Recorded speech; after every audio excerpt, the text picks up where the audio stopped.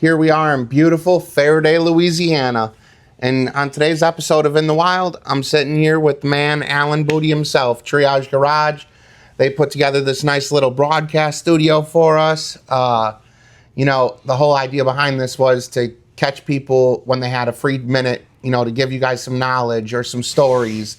And the reception on this has been overwhelming with the people reaching out that want to get on the podcast, with the people that have already been on the podcast.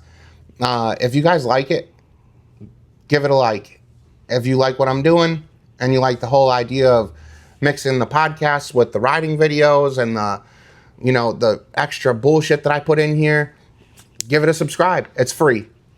So, Triage Garage, how long you been doing this and what got you into doing this? So we actually started as a business right before the pandemic. We were doing small stuff out of the house, kind of like everybody grows. We had a group of riding buddies, and there was things we were doing that they wanted to be involved in, or parts wise or whatever. So we started figuring out ways to monetize that and help build our brand and kind of get things going. It didn't really have a brand at first. We were just kind of just operating out of the house and small backyard stuff. During the after COVID, the world was changing, right? So there was a lot of different things going on. And we got into it hot and heavy. Angel and I quit both of our corporate jobs that we had and just kind of went all in on making what we enjoyed doing work for us. So we spent a lot of time in a corporate structure we were just kind of tired of and just not really the best fit for us anymore. So we decided we were either going to enrich ourselves or enrich our souls, one of the two, and that was all that was going into business for ourselves. And it's definitely more soul enriching than it is economical, but at the same time it's real rewarding. And we didn't have a lot of rewarding stuff going on in our previous two careers. Not that we didn't love the jobs or love the people we worked with. It was just you get tired at some point. It just doesn't make sense anymore. So that's kind of how I was with trucking. Like COVID hit, and I was blessed. My wife was the dispatcher. Oh, I got you. And so now I'm seeing money come in. Yeah. And I was like, man, I'm working really hard. Like the hours of service disappeared during COVID. Right. And I'm delivering toilet paper to the East Coast. I'm reloading eggs and I'm taking them to the West Coast. I'm loading, paper towel on the West Coast and I'm going to Florida. I'm loading, produce out of Florida, taking it back to Chicago. And I started seeing all the money come in and I was like, man, it's crazy how much somebody will take advantage of somebody willing to get out there and get after absolutely. it. And that's what burned me out of in trucking, we don't really have corporate and kind of. You have company drivers and then owner operators. Right. And then I struggled with it. It was really hard for me mentally. Yeah. Because you see somebody that you've worked for years at this point. The next thing you know, they're cashing out on a new Lamborghini. Right. And then they got two more, he did radio racing stuff. Yeah. And so he went out and got a fully built GTR with all of the COVID money. Right. And it was like, at what point is enough? When are you going to start kicking back to the people making you the money? Right. And then it just never came. When it didn't show up, then I was like, well, this is my time. Right. And then I left and started working. I did security for Ford Motor Company. And now I'm doing my own thing. And it's way more relaxing. It's a relief. Right. I might have weeks where I don't make that much money, but goddamn it, I did what I wanted. That's right. It could be some real feast or famine time in any business. If anybody tells you having their own business is easy, I think they're full of it. There are days. There's burn the building down days, and then there's days. I don't know if there's a whole lot of great days, but it's rewarding. At the end of the day, my great day is the day that the truck don't break down, and I'm just flying down the highway with the windows open. Absolutely. It's the rewarding part of it is the biggest thing for now. We have great employees here with us that are not just employees; they're friends of ours. Some of them are family, and that's been something we have really enjoyed. Is having a good group to work with and a solid team that we can trust with anything. Yeah. There's not. You jumped the gun on me a little bit on that one because I am a guy. Doing this podcast, I've been more than able to give people their flowers. And you and your team here, I had stumbled across you guys on the internet, and I was like, I was burnt out with my local shop. I was getting burned this way, burned that way, burned again, and I was like, this has got to stop. Right. I love spending money. Right.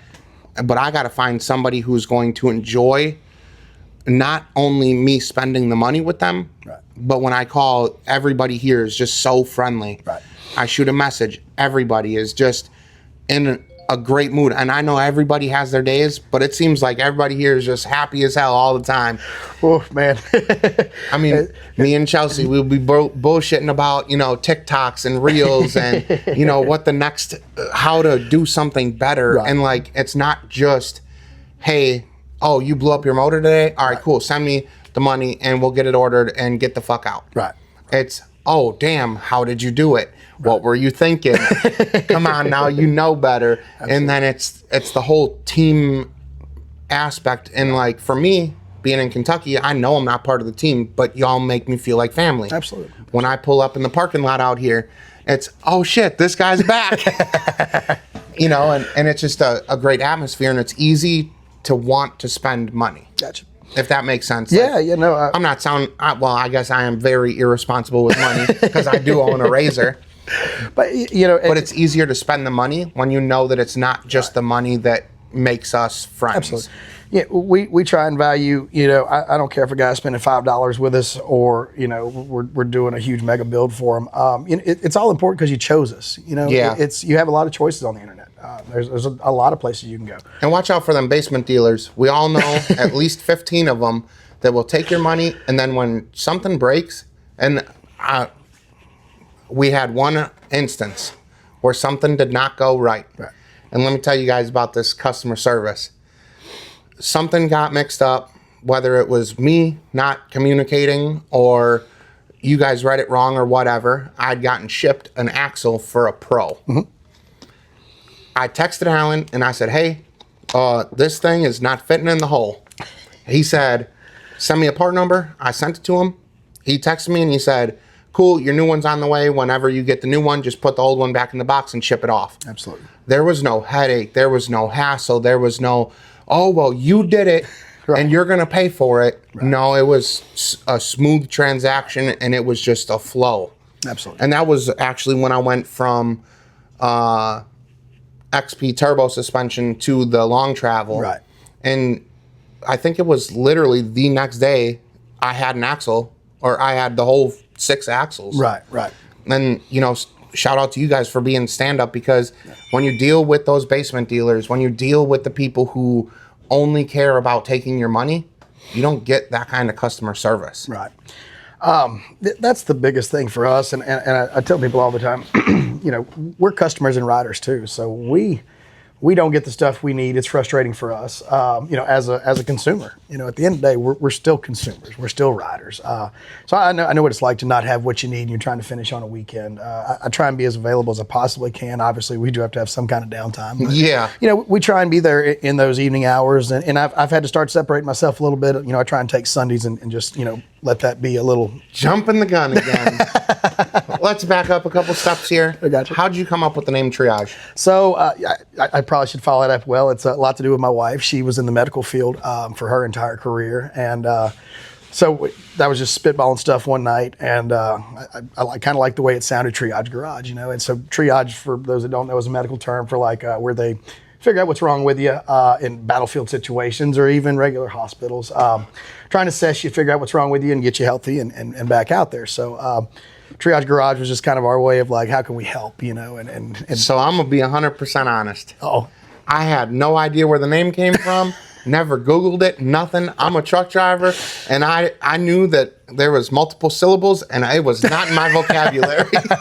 Well, people have called us Triangle, Triage, all kinds of fun stuff. But, we roll with it, and we try and do a lot of videos like this to say it correctly. So.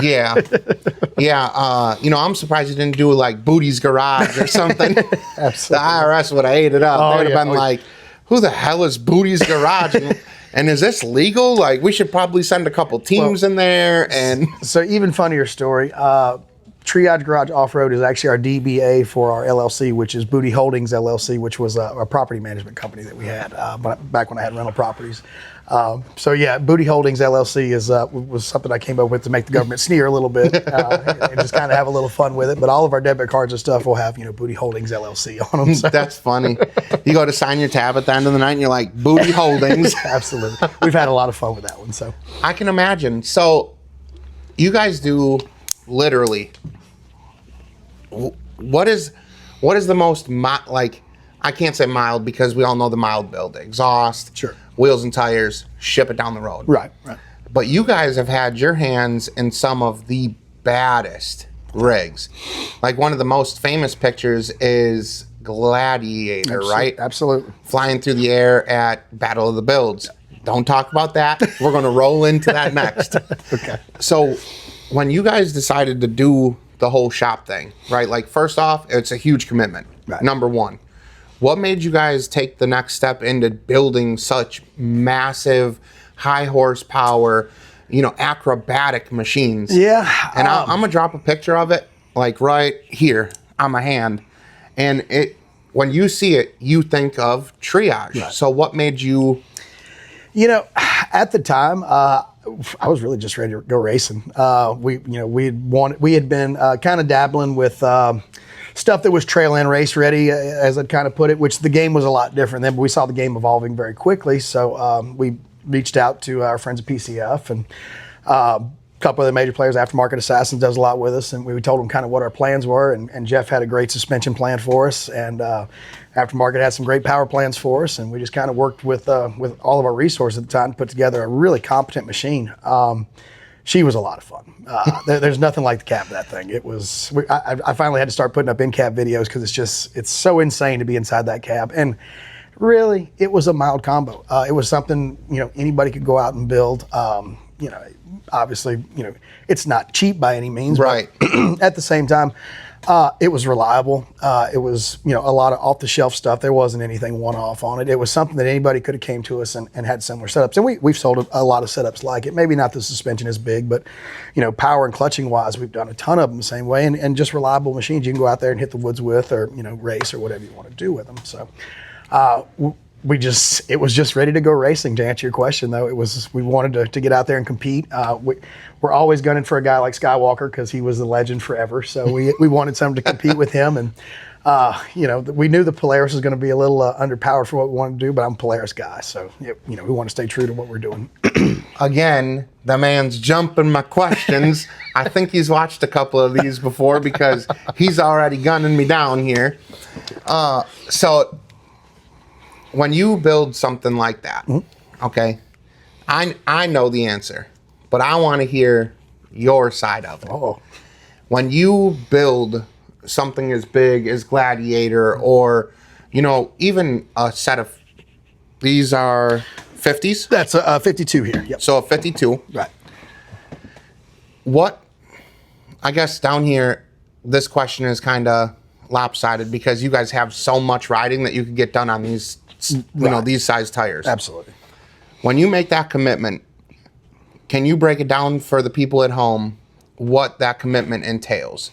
Like, this isn't your $2,500 budget build. Right. This is something that you're going to seriously spend money on and to take it serious.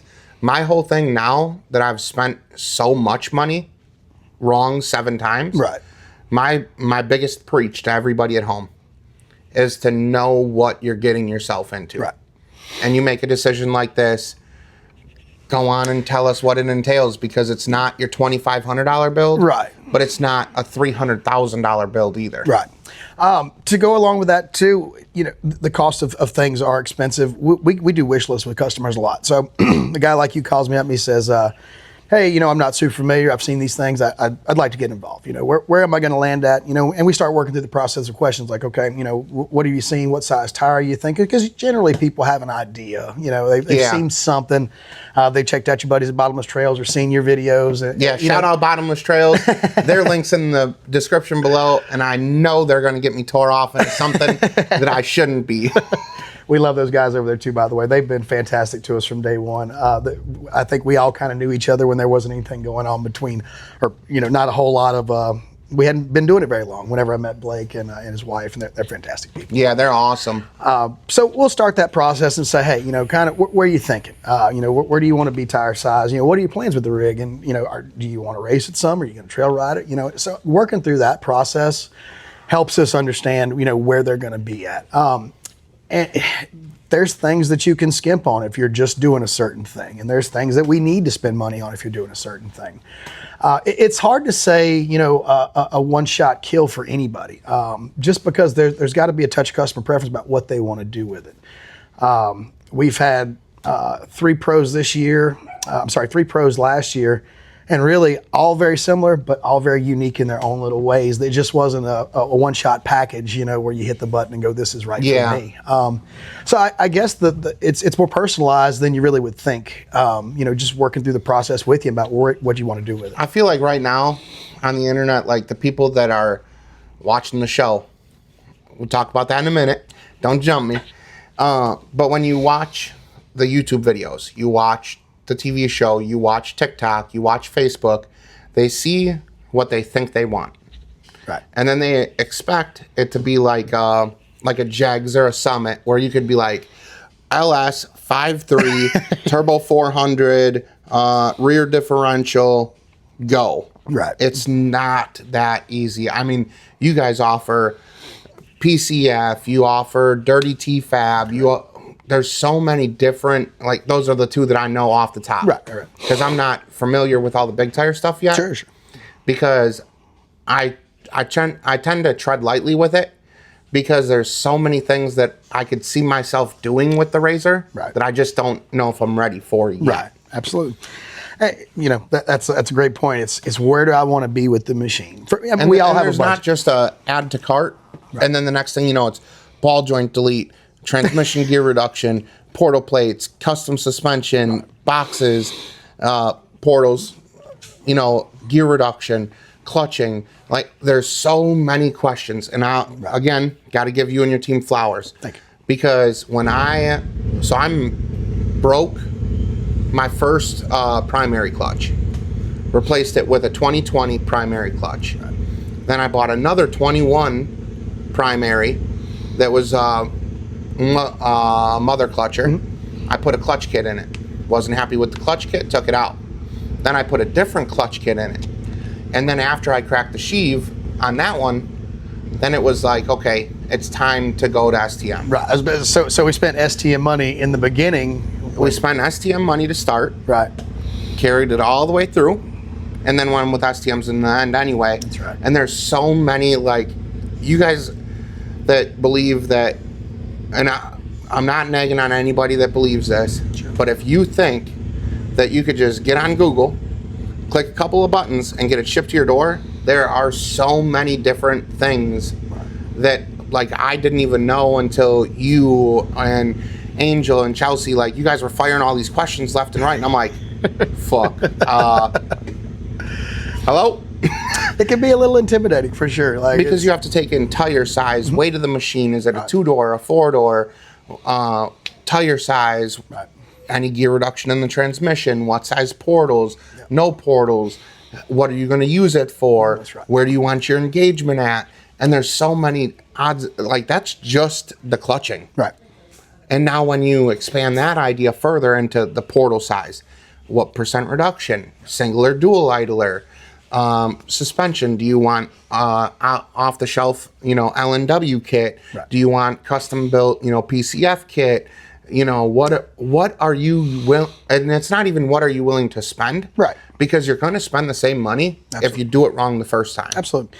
We have, and this is going to kind of sound terrible, but sometimes there's customers we just can't support because they have needs that are going to exceed what I would recommend. And I just have a hard time putting my name on it, when we want to, and I don't want to say cheap out. That's not a good way to put it, but, we're just not in a position to spend the right kind of money to do what they want to do. And it's just hard to make a recommendation when we know how it's going. Basically, they're setting themselves up for failure. Correct. Because they're afraid of spending the money. Right. And some of that can be solely based on my opinion, too. Like I say, we try and give everybody our honest opinion about what I would spend my money on. I don't really feel like it's your opinion because like I recently have, gotten a bunch of questions. Hey, can you price this? Can you price that? Right. And it's not even so much that they're afraid to spend the money. And the internet's crazy. It's a crazy place. Yes, it is. I know I'm going to hate myself for this because I'm going to get roasted on every social media platform. Oh, God. But if you want champagne, bust out champagne money. This is true. Don't bust out a 40 ounce money and then complain because, like, I see it all the time. Like, people will reach out to me and say, oh, well, I can get this off this website for $400. How much can you get it through Triage? I message you guys. I'm the middleman now. Now you done roped me into something that, like, I don't understand how you and your whole team has the patience. Because, like, for me, I do nothing all day but sit on my phone and ride down the road. And I lose my mind sometimes because they're like, oh, well, you could get it, let's just say, for instance, 20% off. Right. Somebody out there is going to offer them 20.0001%. Right. And that just goes back to the people that, they want to build a machine on 50s, right. 52s, 56s. Well, what do you mean it's going to be a $50,000 build? Right. I only wanted to spend $4. Right. Well, buddy, listen, we're not even in the same ballpark. Right. And if you're going to hodgepodge something together, I understand 100% why, you guys are very active on social media. You're replying to comments. You're helping people that do it wrong the first, second, seventh, eighth, 12th time. And so if you come to you with a full build, I can understand why you don't want your name on something that, if you're going to build it wrong 17 times and then blame all 17 times on somebody, because that's the reality of it. People on the internet are straight up ruthless. Oh yeah, it's a dangerous place, the old internet.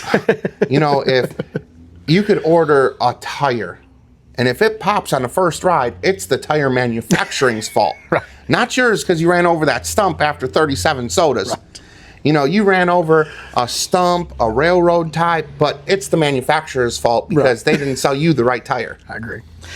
Yeah, and some of that's human nature too. I get it. A lot of people don't want to admit some of their own faults sometimes when we get in weird situations like that. But I do have to remind people pretty often, like, hey, everybody's human. We're human. We don't get it right all the time. I'll be the first one to admit we are far from perfect.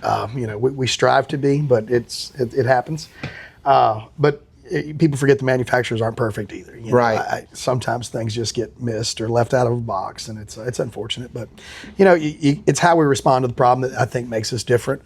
We certainly don't ever want a customer to be unhappy with what they've received, or not have have what they need. That's a big deal for us.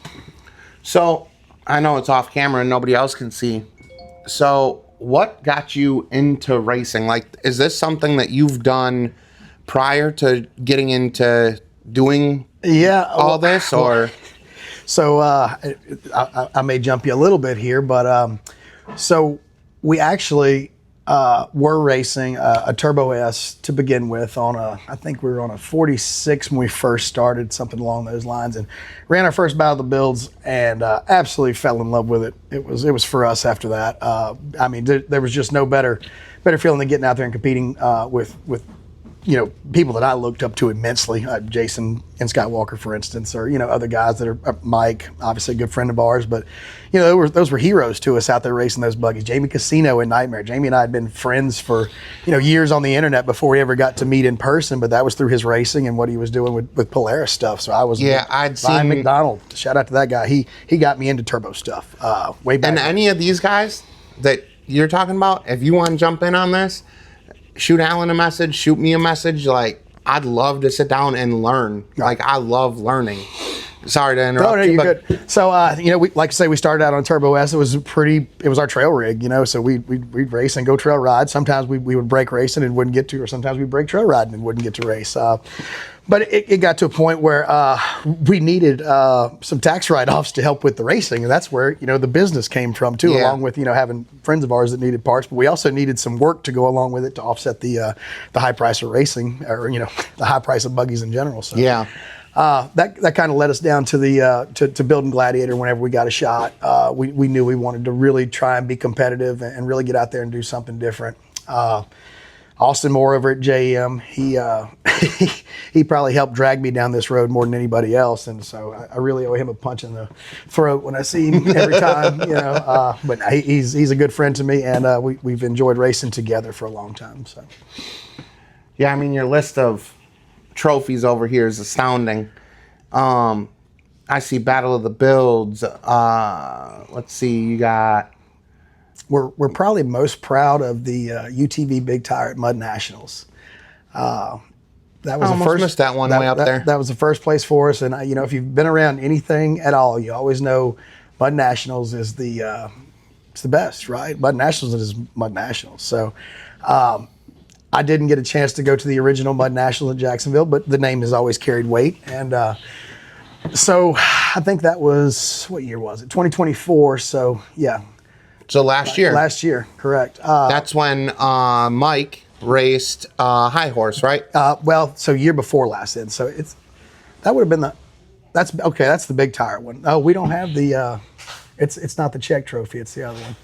So that would have been 2023. Oh yeah, Somebody done ran off with the trophy. It's right here, the PATV Mud Outlaw one, right on the other side of that one. But anyway, I'm most proud of that one. It's a big deal to win Mud Nats, and we won the Mud Outlaw trophy. So it was like Mud Nats is serious, it takes a lot of luck to win. Blind squirrel finds a nut, and Mike was able to put us in the winner's circle. So hats off to Mike and his driving, and no disrespect to anybody that was there. You have the absolute best. That's why it's such an honor for me to have that trophy. But between Mike behind the wheel, myself, it's pretty hefty. Hefty trophy case over there. We're very proud of it for the short amount of time we had in the unit and what we did with it. I just couldn't be more proud. Yeah, I mean, I'm looking at all these. You got Battle of the Builds. You got a couple of mud bashes up here. You got the STX Showdown. What is that? Because I've never. That was the South Texas Showdown.